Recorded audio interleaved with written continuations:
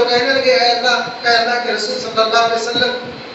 دنیا میں ان غموں کو برداشت کر لوں گا، آخرت میں اس نعمتوں کو حاصل کر لوں گا۔ یہ سیدنا ابو ہریرہ رضی اللہ تعالیٰ عنہ بیان فرمائے۔ تو دیکھیں عزیزان ملت اسلامیہ،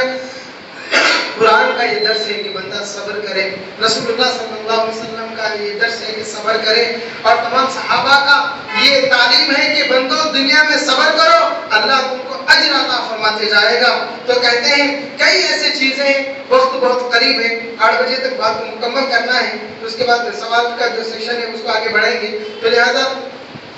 پھر آگے بیان فرماتے ہیں وَتَوَاصَوْا بِالْمَرْحَمَةِ، وَتَوَاصَوْا بِالْمَرْحَمَةِ، آپس میں ایک دوسرے پہ رحم کرے، یہ رسول اللہ صلی اللہ علیہ وسلم کی تعلیم ہے۔ تو اب دیکھیں یہ تعلیم، یہ صفت اللہ تبارک و تعالیٰ نے امتیوں کو عطا فرمائی۔ اس سے پہلے ہم چلتے ہیں وہ رحم کے متعلق، وہ رحمت کے متعلق جو رحمت رسول اللہ صلی اللہ علیہ وسلم سے وابستہ تھی۔ تب دیکھیں ہم چلتے ہیں مکے کی اس سرزمین کی طرف جو تاریخی اوراق ہم کو آج بھی دل دہلا دینے والے واقعات سے وہ تاریخ بھری ہوئی ہے۔ کہتے ہیں رحم امتی کا اپنی جگہ ہے، تو قربان جائے اس رحمت والے نبی صلی اللہ علیہ وسلم نے جن کی پوری زندگی، ان کی پوری ہر ادا پوری مخلوق کے لیے باعث رحمت تھی۔ بیان فرماتی ہے دائی حلیمہ رضی اللہ تعالیٰ عنہا کے گھر میں رسول اللہ صلی اللہ علیہ وسلم رونق افروز فرماتے، تو جیسا کہ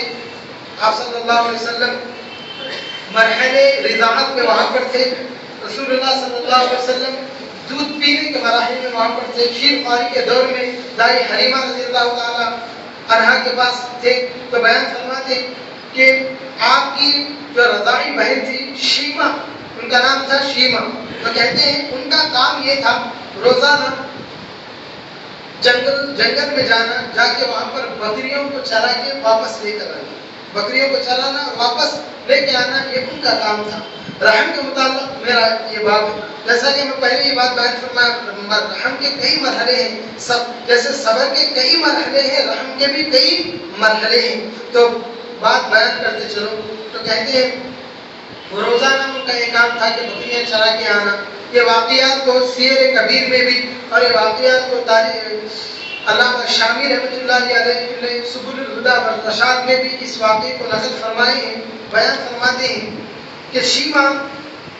جو پہلے جب مسلمان نہیں ہوئی تھی، تو کہتے ہیں کہ ان کا کام یہ تھا کہ بکریاں چلا کے آنا، تو وہ ایک دن کہنے لگی امی جان میں بکریاں چلانا مجھ سے نہیں ہو سکتا،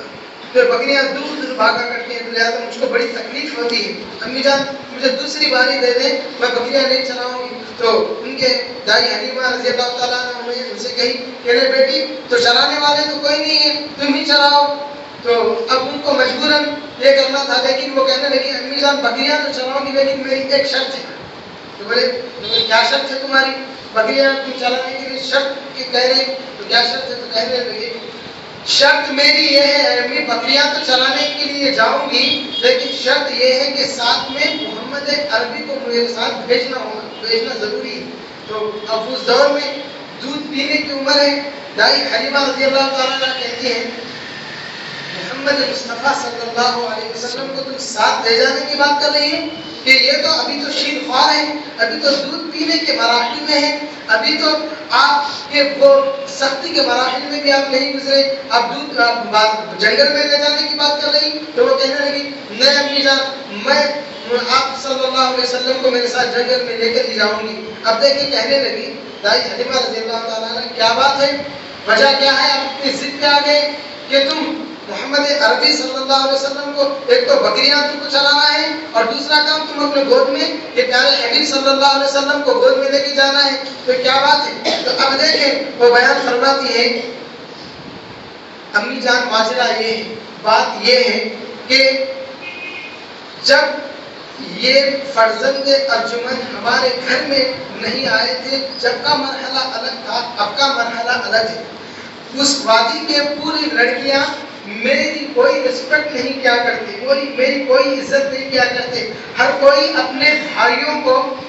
مکے کا ایک ماحول تھا کہ وہ ماحول یہ دستور یہ تھا کہ اپنے